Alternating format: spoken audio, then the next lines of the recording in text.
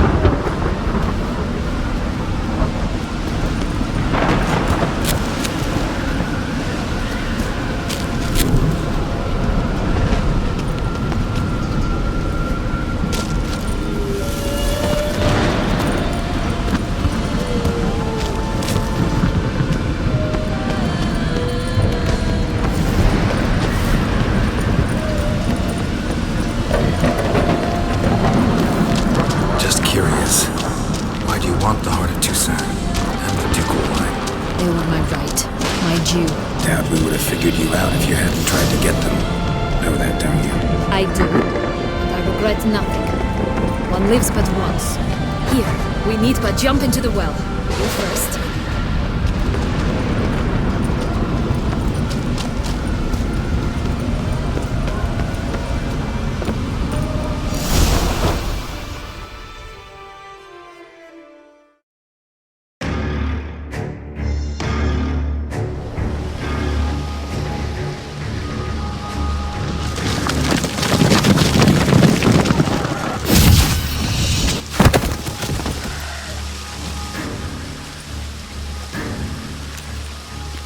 In a fountain?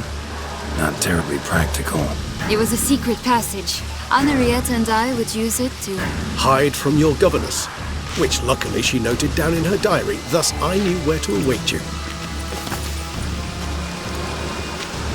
Never mind that. Has the young lady agreed to help clean up the mess she's made? She has. And stop treating me as if I were a child. Would you prefer I treated you like the lion that manipulated you, huh?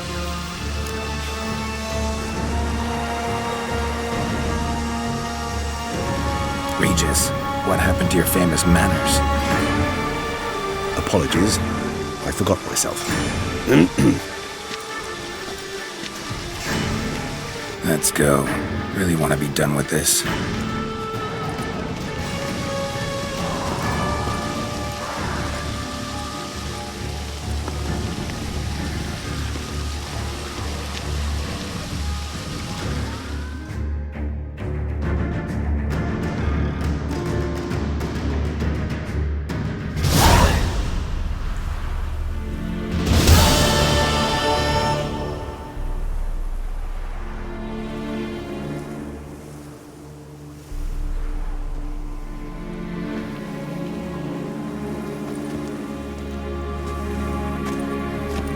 Nice place. Isn't it? Offers a lovely view of the valley. On a clear day, you can see the outlines of Duntine.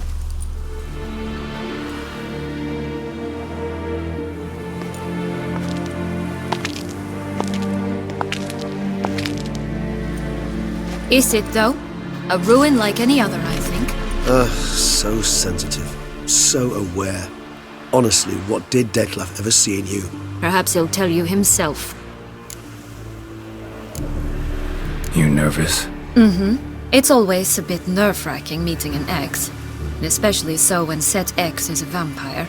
I doubt he'll be in the mood for jests. I know. May I be honest? Yes, I'm nervous. I really would prefer just to run off. I gave my word I would help, I know. But how much is that worth? Yet I owe him this meeting. And that is that. Let's get ready. Detlef will be here any moment now.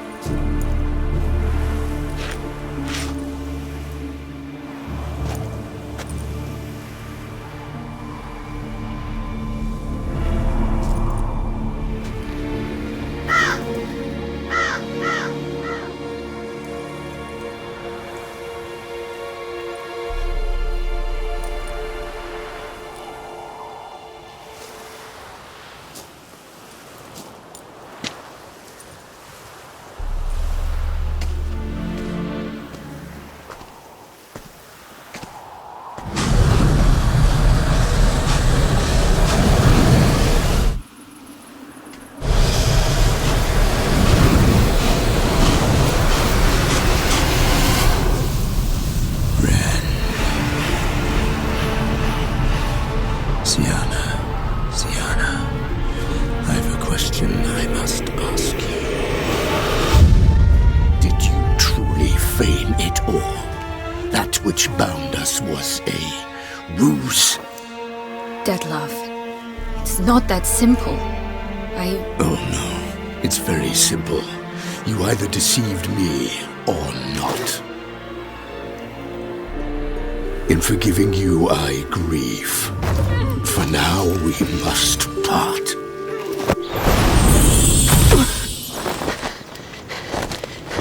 What? But how?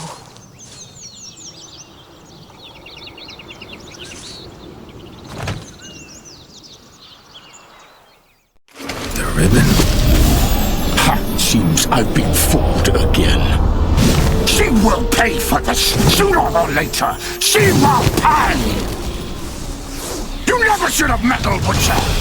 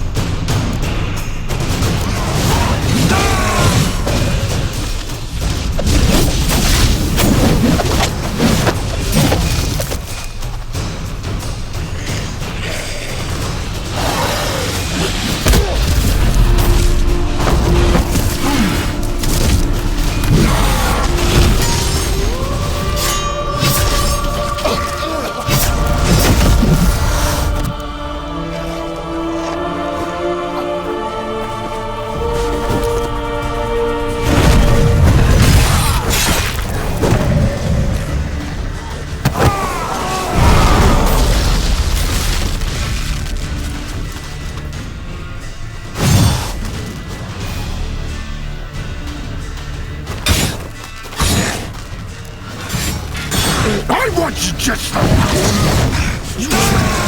Both of you! Silence!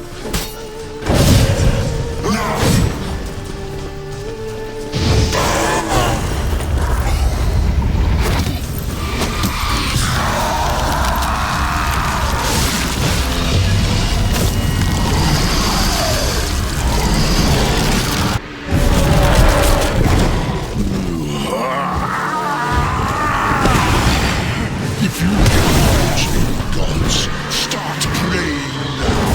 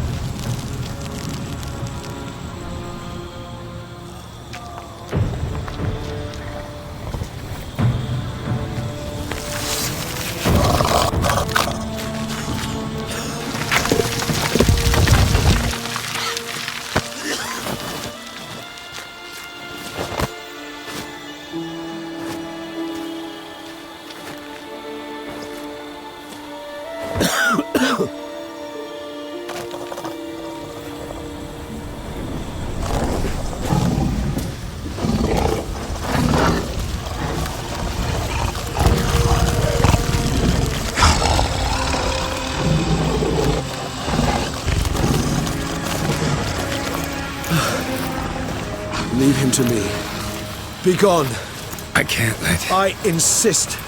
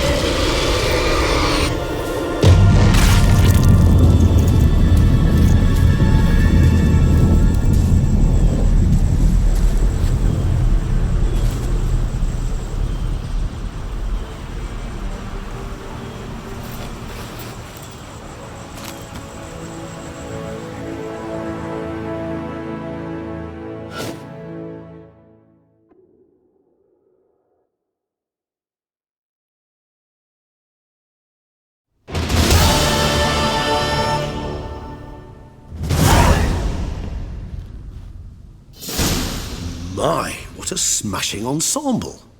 You wear it well. Shut up. I look like a twit. The caftan is sewn of the best fabrics available, and according to the best tailoring practices. But one must have a modicum of taste to appreciate this. Even the most exquisite robes cover only deficiencies in beauty, never in refinement.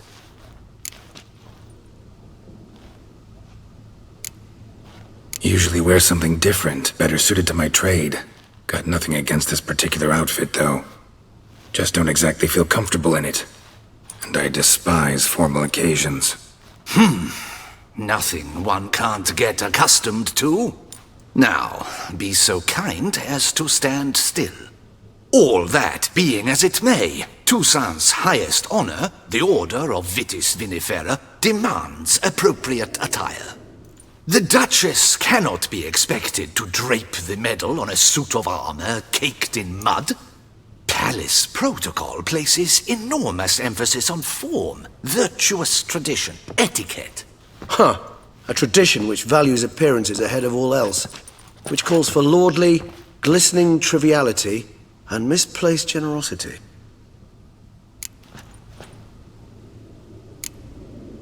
Sound wistful. Pensive, Regis. That because they refused to buy you a new outfit? Hardly. It's the tone I ever adopt when I find myself pondering, which, believe it or not, happens quite a lot. Besides, I've no need for a new outfit as I shall not be attending the ceremony.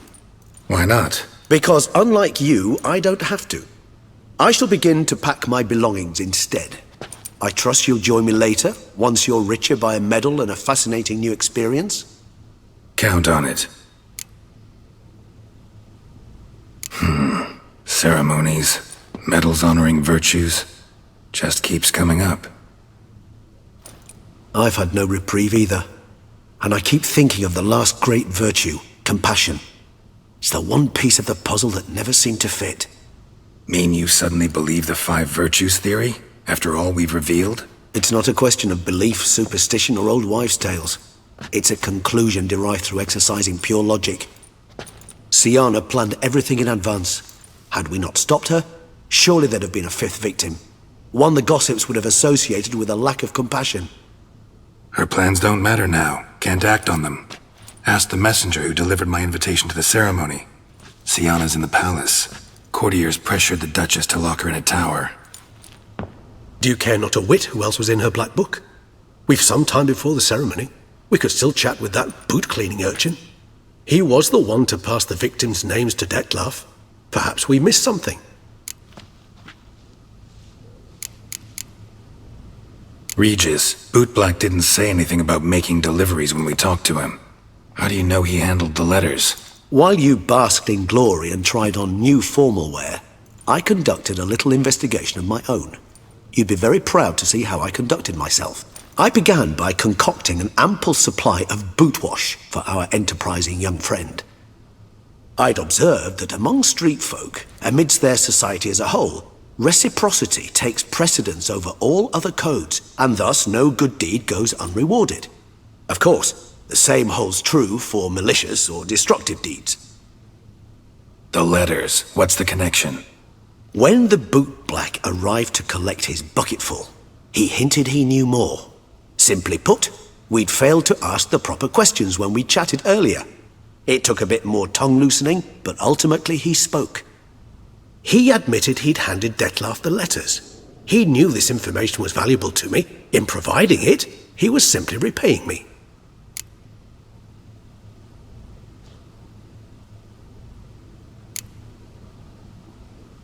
Could be worth checking with the bootblack again. Meet you by a stand. Fine. I shall await you there. Shoot the breeze with the charming lad to pass the time. The bootblack? In the lower city? Intend to soil my masterpiece in the city's gutters? Promise to be careful.